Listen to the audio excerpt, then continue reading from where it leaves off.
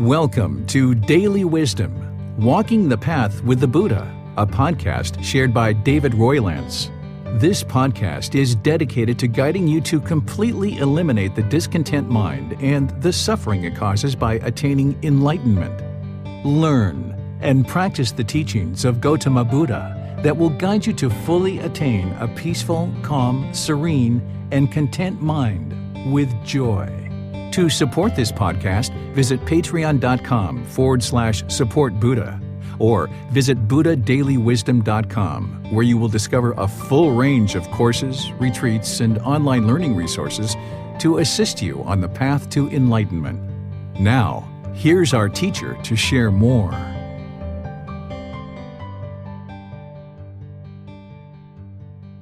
Sawadee Kap. Hello and welcome to Daily Wisdom, Walking the Path with the Buddha. Today is our group learning program, and we're in chapter 21 of this book, Developing a Life Practice, The Path That Leads to Enlightenment. Each Sunday, I'm going chapter by chapter to help students learn and practice the teachings of the Buddha in order to move to this higher consciousness or this enlightened mental state where the mind's peaceful, calm, serene, and content with joy. And each Sunday, I usually will share teachings in order to help you to learn and practice the teachings of the Buddha, and then pause at different times to open up to ask for questions. And then on Wednesdays, I guide you in meditation, either breathing mindfulness meditation, loving kindness meditation, and there's even times in the program where I teach a series of classes to help students learn breathing mindfulness meditation, loving kindness meditation, and chanting. We're coming up to the end of our program here, and we're in chapter 21, which is titled, Do No Harm. What is the future of our planet? If you've read this chapter of the book, then you've understood what I've written in this particular chapter. But if you haven't read that yet, it's wise to go ahead and read it as part of this program so you can understand what's being shared there. The classes that I normally teach, I will use visual aids and I will teach for 15 or 20 minutes or so, and then open up to any questions that you guys have, and then teach some more and continue through our class session, helping you guys to learn the teachings. But what I do in this particular chapter is quite different than I do in other chapters. Instead, what I do is I guide a discussion where we can all come together and discuss various aspects of how we interact with the planet. Now, there's some people in the world who think about climate change as a political topic. I don't think of it as a political topic. I think of it as something we need to be aware of and something that we can look at how we're interacting with the planet and what is the future of our planet, and then choose to make wiser decisions if we haven't necessarily been making wise decisions in the past. Because part of this path to enlightenment, a significant portion of it, is you're learning how to not cause harm to others and practice harmlessness, because we understand through the natural law of Karma, of cause and effect, or action and result, that if we cause harm and we're harmful, then this harm will come back to us. And we can see this in relationship to the planet, because over the last 100 years or so, we've had significant impact to the planet in the way that we interact with the planet. And as we move to this higher consciousness and move to this enlightened mental state, it's important to keep in mind that an enlightened being is very deliberate and very intentional about the decisions that they make, about all aspects of their life, because they understand when they make wise decisions, it produces wholesome results. And when we make unwise decisions, it produces unwholesome results. So some of the decisions that we make on a daily basis is certain aspects of how we use the resources on the planet and how that impacts the planet and other beings who live on the planet. So while this is an independent journey to enlightenment, there's this interconnectivity between all beings that we interact with and that are residing on this planet, whether they're here now or they were here in the past or they're going to be here in the future. Because if you don't get to enlightenment, that means you're going to be reborn back into the world and experience whatever condition the world is in at that particular time in terms of the environment and other things. But if you do get to enlightenment in this life and you aren't coming back to experience life all over again, then we're leaving a planet behind that needs to sustain additional beings to continue to learn and practice and be able to get to enlightenment. And the resources that are here on the planet need to help sustain the life of the beings that are on the planet now and will be here in the future. So as an individual who's moving to a higher consciousness and thinking about the decisions that they make in a very deliberate and intentional way, one of the decisions that you undoubtedly come to understand is that we are impacting the planet every day when we go out into the world. And what a individual who's on the path to enlightenment would be interested in is causing the least amount of harm as possible and practicing harmlessness. And as it relates to our planet, we need to be thinking about how we interact with the planet. Because if you've been on this planet for any length of time, then you've seen significant changes in the way that the planet functions and the health of the planet. I know when I was growing up as a child, when we were out of school and things like this, we would oftentimes drink out of a neighborhood stream without even thinking twice about it. You know, the water was clean. We would just put our lips down into the stream, nice cool stream, and slurp in a bunch of water. And that's how we stay hydrated throughout our day, so we could travel throughout the community and play around and do all the different things that we do. But I am sure that if I went back to that same stream today, there would be no way that I could do the same thing in that suburb right outside of Washington, D.C. I'm absolutely certain that that same stream is highly polluted at this point, and it would be highly unwise to drink that same water.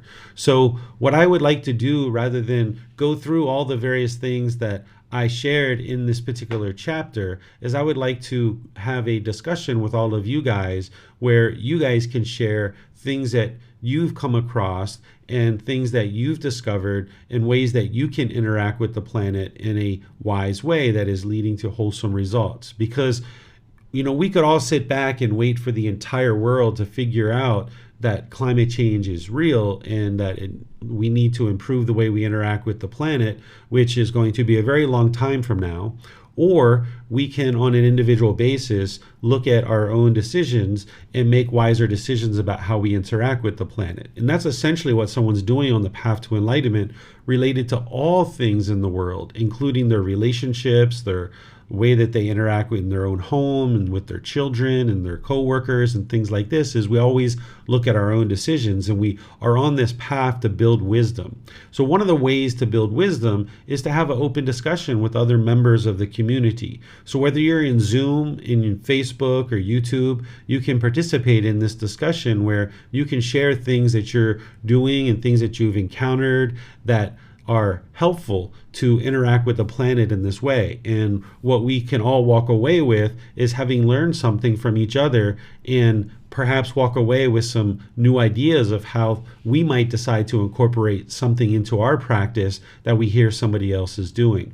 So we have some people in Zoom, and we have some people in different places across social media.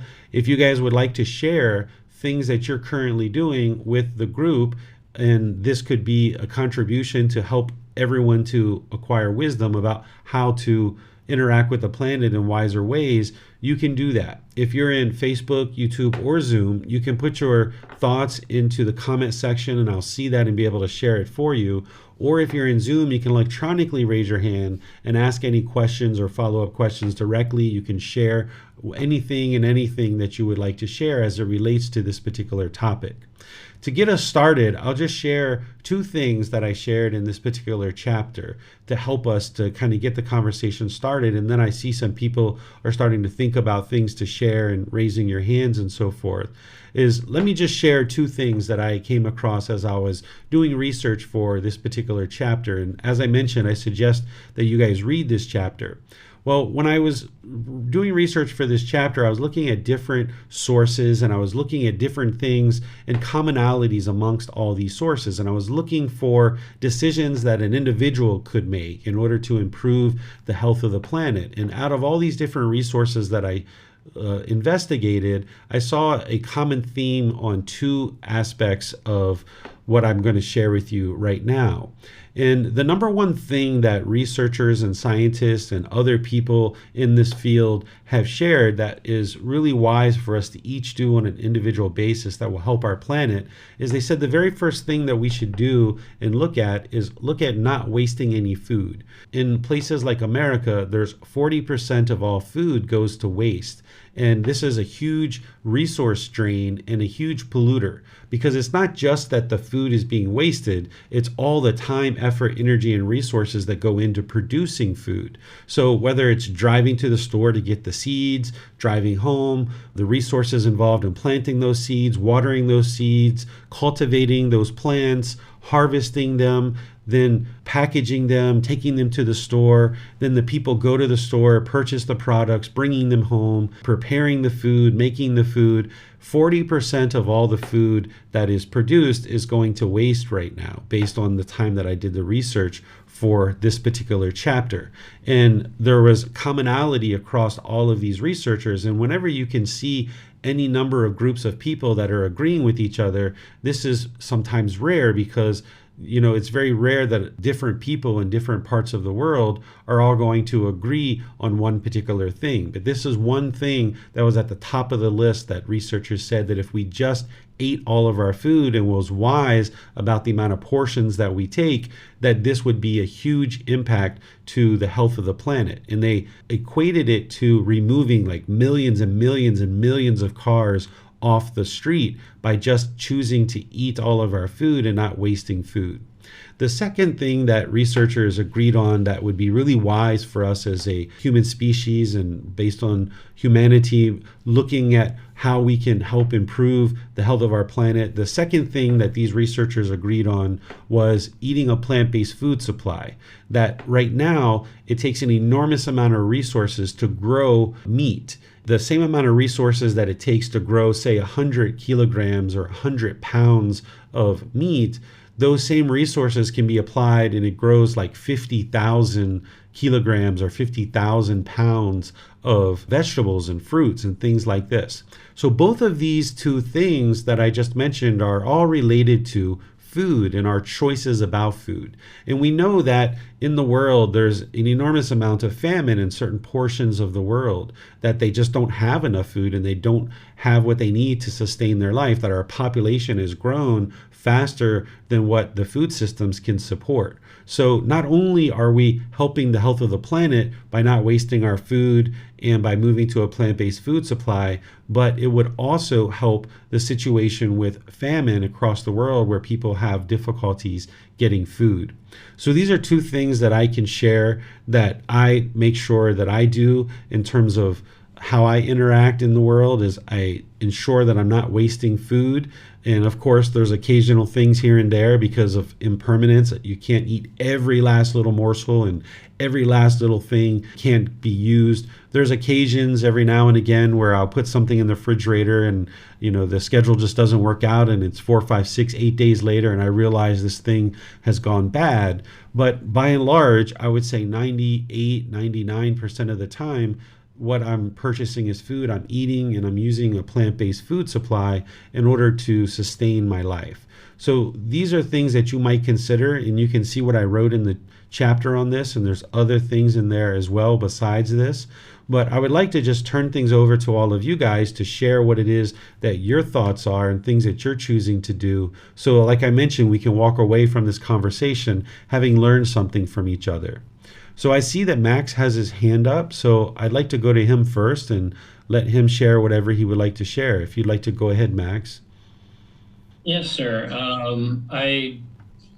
With my 4-year-old twins, when we go to the park or, out just on our daily walk or wherever we're going, I try and pick up trash, and I've taught them that, let's try and pick up and make our community cleaner. And so they have basically adopted, those actions, and they, I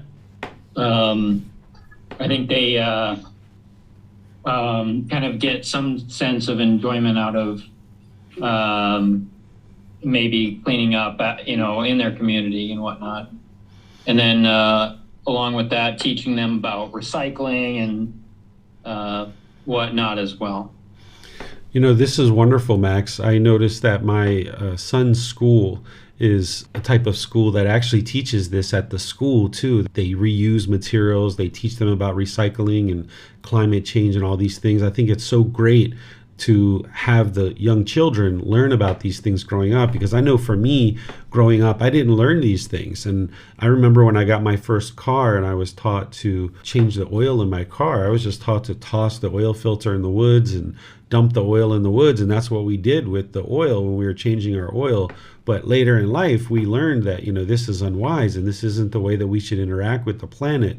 And now, of course, if there's an oil change that's needed, there's a proper place to take your automobile or your vehicle in order to get that changed and have it disposed of properly. So we all grew up, I think, at least in my life and in my generation, I think we all grew up with a lack of wisdom around this type of thing. And now that us parents have learned this, it's really wise to involve our children into these types of decision and helping them cultivate the wisdom. So thanks, Max. That's a really good point to share with everybody. I see Bruce has something that he's sharing here in Zoom in the comment section. I'll just read this for all of us. It says, "One thing that we have been doing is composting as many organic items as we can instead of throwing them into the trash to be sent to a landfill. We then take the compost material and add it to our vegetable garden as a nutrient additive to feed the plants. Another thing that we do is recycle everything that we can instead of throwing items in the trash that can be reused or turned into other products." Wonderful, Bruce. Yeah, I was learning a little bit about composting today at the temple. There was a student there who was sharing that they do composting here in Thailand as well. And they said that they just, create a pile of the different products from their home. Like if they have leftover food that they're not eating or it's gone bad, they just toss it on this pile. And they were talking about some other things as well. I thought that you needed to have a special composting box or something like this, but it sounds like that's not the case. That here in Thailand, what they do is they just create a pile of this, and then once it gets to a certain point, he said that he spreads it out as soil, and he has another pile that is then kind of doing the same thing. So he says he has 2 or 3 of these piles going at his house at any one given time. So this is a wonderful way to find another use for our food scraps and things that we aren't eating, some kind of organic material that can be composted. So great options there that we can all learn as well. Let's see if we have anybody in Zoom or YouTube. Looks like Kimberly is on YouTube sharing something here. Let's see what she's sharing. It says, "This is fascinating. My family and I are taking this year to plan for our garden and composting, so next year we can grow quite a bit of our own food. We're hoping in the next 5 years or so to only have to go to the store to supplement our own food supply."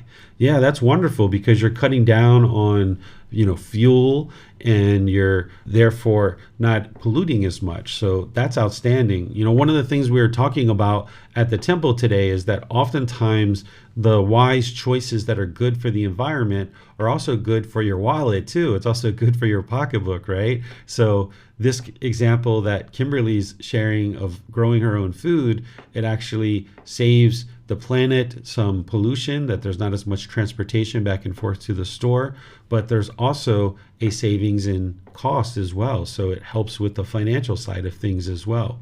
So great option there. Thanks for sharing that, Kimberly and Bruce. Let's see. I'll see if there's anything in Facebook.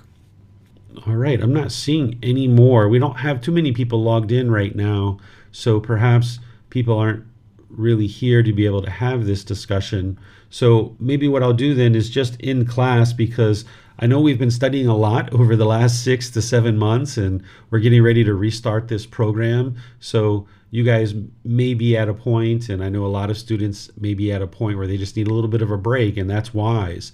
Max has raised his hand again. Maybe he has something else to share. What do you have, Max? I had a concern about waste. So where I work, or part of my job, we have wasted material. It's rubber.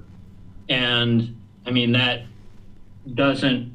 it takes just forever to break down. And and it's expensive to take to a recycling, like to have it recycled or whatever. And my company doesn't recycle it, they just throw it away. I wasn't, I guess part of my question is whether it's like almost like a wrong livelihood, or what I could do to, I guess, make it less harmful or whatnot. Sure. Yeah, so this doesn't involve the livelihood. The livelihood is the choice of how you sustain your life. Like, I know that you're into machining, I think now. You're not into welding anymore, you're into machining. So the livelihood is based on whether we're doing any of those 5 trades not to be plied. And then there's other parts of right livelihood that ensures that we don't have craving, anger, and ignorance, those fetters and those defilements involved in our choice to choose a livelihood. So if you choose a livelihood that your boss is making the decision to maybe not be as conscious of recycling certain products, that's not a choice that you're making as part of your livelihood. Your livelihood is as a machinist. But when we're in an environment where we could perhaps influence the work environment to do something better, we can surely look at that. And that might be something that you choose to research on your own and then bring a solution to your boss. Because I remember when I was a boss that I really enjoyed when employees came to me with, hey boss, here's a problem and here's 2 or 3 solutions that we could implement. And now people were seen as a problem solver. So this might be something that you look at, because I know that there's places in the world that are making roads out of rubber tires, that they're making furniture out of rubber tires, even shoes and things like this. So there might be some options that you're just not aware of at this point, or your boss isn't aware of at this point. So you could look at that. I think they're even recycling tires now and making new treads out of them somehow. So there's various options out there, because the tire issue is a very big one for people, and that they know that these stick around for a really long period of time. So if you did some research, I have a feeling that you could find some different solutions, and it might even help the bottom line of your boss. Not only is it helping the environment, maybe people are actually paying him for these used tires. So that's something that you could look into. I see, Bruce, you have your hand up as well. Go ahead, Bruce. Thank you, Teacher David. I have a quick question I've been thinking about lately. I have a lot of paper books that I read, Buddhist related books and what have you. And I was starting to think, would it be wiser to switch over to Kindle versions or digital versions to help prevent the cutting down of trees for all this paper needed for producing these books? For those books that are available in digital. I mean, some still aren't, but what are your thoughts on that? I think it would be. It seems that it would be wise because, like you say, there's less not only cutting down of trees, but there's fuel cost and all the other resources that go into that. Some people are completely comfortable with switching over to electronic versions of books. Other people, really need to have that tangible book in their hand in order to read things, be able to learn and digest content. So this is a personal choice, and this could be a personal choice that you feel comfortable making, and that would be wise because it's reducing the impact to the environment for resources to produce books. So not only do you have the books, but there's glue and all kinds of other things that are involved in making books too. So it seems like more and more people are switching over to electronic versions of books. So if that's where you are in life, I think it would be very helpful for you to be able to do something like that. Now that we're talking about different questions and stuff, before we end class, perhaps I should just open up to any and all questions that you guys have related to the path to enlightenment. I usually do this on Wednesdays, but here on Sunday, perhaps you guys have come across some questions, not necessarily about the planet, but any other aspect of the path to enlightenment. So if you guys have any questions on meditation or any of the teachings like the Four Noble Truths, the Eightfold Path, the 5 Precepts, or any aspect of the path to enlightenment, or even applying these teachings in your daily life, feel free to ask those questions before I end class here, because it doesn't seem like there's much discussion going on. So if you guys don't have any questions on anything that we're discussing today or any other questions, I'll just go ahead and end class. Yeah, I'm not seeing any questions. Okay, here we go. Here's something from Amber. Amber says, I have a friend who is very environmentally minded. From her, I have learned the importance of not only recycling, but not generating waste in the first place. We have a large family, and every year we use tons of gift wrap. I'm planning to start using the Japanese method of using reusable fabric for wrapping gifts and educate my extended family. I'm also trying to do little things like not using disposable straws and other plastics. Perfect. That's wonderful, Amber. I noticed here in Chiang Mai, a lot of the places I go are using metal straws now or bamboo straws. Some restaurants are even selling them so that you can purchase one and then use it from restaurant to restaurant as you go around. And I even see some of the students that when we go out to eat together, that they even carry with them, a little packet of a bamboo straw or metal straw or eating utensils that they use on a regular basis. And this is a way that they ensure they're not using plastic ware or, plastic straws and things of this nature. So these things are all helpful. And the idea of the gift wrapping sounds pretty interesting too, of using fabric. I bet that's a pretty interesting way to unwrap a gift, and actually it's probably looks quite beautiful, and that stuff is reusable. So yeah, that's a wonderful idea. I see Christine has come into our Zoom session here. I'm not sure if you are aware of the conversation we're having, Christine, and the topic today, but you're welcome to share if you have something that you would like to discuss. I'm not seeing anything anywhere other than what we've discussed so far. So what I'll do then is just thank all of you guys, because so far we've been studying quite a bit in this program. And if you've been studying all the way from the beginning, you're a good 6.5 months into your study at this point of learning the group learning program and developing this foundation on the path to enlightenment. I started this program back at the beginning of January, at least this iteration of the program. This is the 6th time that I've taught this online over the last 3 years. So I'm going to be restarting it again on August 13th. And now at the tail end of this program, we just have a couple of chapters that are kind of covering some various topics that are kind of miscellaneous topics, where the first part of the program is really getting into a lot of the core teachings.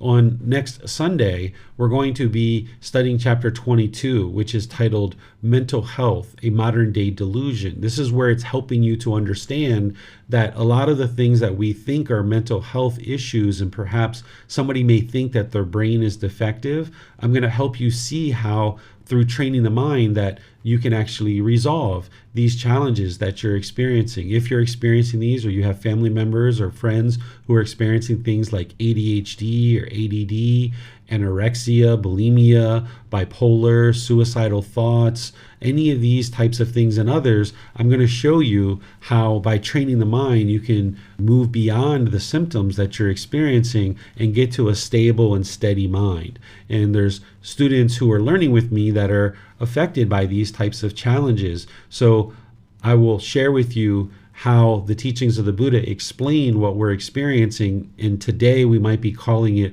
a mental illness or thinking that someone's brain is defective, when in reality, if we train our mind, we're able to move beyond those symptoms. And then on Wednesday, I'm going to be doing loving kindness meditation together. And you're welcome to join for that if you'd like. And then, of course, each Saturday, I'm doing the Pali Canon and English study group. So thank you all for your continued dedication and diligence to learning these teachings and practicing them. As you need help, feel free to reach out. You can ask questions in the Facebook group, in these classes. You can send a private message, or you can schedule personal guidance and we can meet in Zoom together, and I'll help you one-on-one with any questions or clarity that you might need. So have a very wonderful and lovely rest of your day. We'll see you guys in one of these future classes. Be well. Take care. Sawadee krap. Thank you for listening to this podcast. To provide support for this podcast, visit patreon.com/support Buddha. To access more teachings, visit buddhadailywisdom.com. There, you will discover a full range of courses, retreats, and online resources to assist you on the path to enlightenment. Remember to establish a daily, consistent meditation practice, along with learning and practicing these teachings. A well-developed meditation practice is the foundation in which to train the mind to attain enlightenment.